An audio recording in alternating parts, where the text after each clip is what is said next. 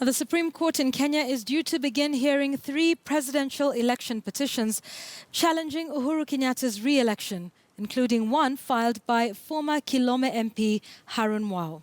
Tonight, our political affairs reporter Murimi Mwangi retraces Mwau's presidential petition battles back to 1993 and explains why the former Kilome legislator has been comically described as the man of detail within judicial quarters. As political drumbeats hit a climax ahead of the first multi-party elections of 1992,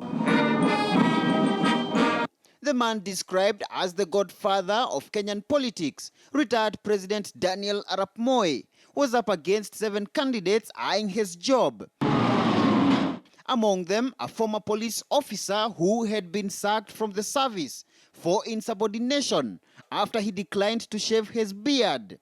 Businessman John Harun Mwau. The people outside there may not know the intricacies. They may not know that you are just a joker. When you go to some international forum, people can respect you. This is a former candidate. Mwau only garnered 6,000 votes, representing a meager 0.1% of the total vote, as Moi carried the day with 1.9 million, followed by Ford Asili's Kenneth Matiba with 1.3. Democratic Party's Mwai Kibaki with 1 million and Jaramogi Oginga Odinga of Fort Kenya with 900,000. But the former co-op was not yet done with Moi. Mwau petitioned Moi's win at the High Court without the help of any lawyer, claiming that the retired president and the 7 other candidates were inappropriately cleared to vie, since none of them had presented the right size of paper with names of voters supporting their presidential bid. It was Mwau's case that the electoral laws of the time required that the paper had to be a foolscap, measuring 21.6 by 34.3 centimeters. Yet the rest of the candidates, including Moi, had used A4 paper of size 21 by 29.7 centimeters. This, Mwau argued, was a serious matter, since no citizen had the liberty to choose which laws to obey and which to disobey.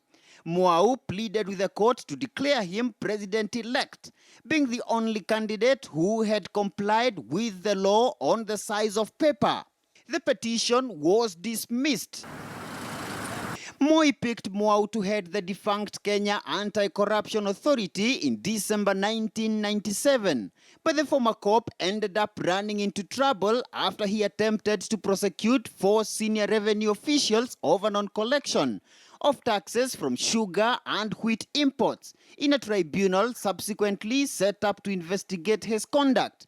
Mwau yet again chose to appear without a lawyer. Bwana Oriri, who gave you authority to write these things to me? I think you better wait for the tribunal to see it. Have you read the Prevention of Corruption Act?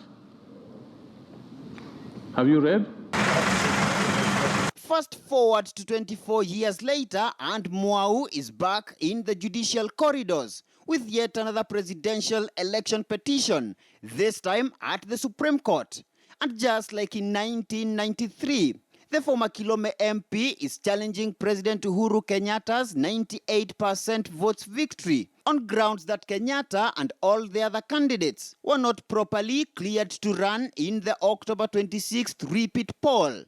Among other grounds, Mwau argues that electoral body IEBC deliberately avoided fresh nomination of candidates, giving a leeway for candidates to skip payment of the mandatory 200,000 shillings nomination fee. This petition coming only days after the High Court dismissed a similar case by Mwau. I don't know why that issue was not litigated up, because it ought to have been brought up. Probably will have gotten direction from the High Court, but the High Court is certainly is subordinate to the Supreme Court. So, In terms of the weight, it has much more weight. But inside that petition that is presented to the courts now, there are still things similar which you might even want to laugh off, you know. Those small little things that we could laugh over or dismiss, but they are still there. including nomination fee, for example. While his 1993 attempt to unseat a serving president backfired, Mwau, it appears, will yet again be the man to watch as the Supreme Court begins hearing petitions against President Kenyatta's re-election. Muremi Mwangi, KTN News in Nairobi.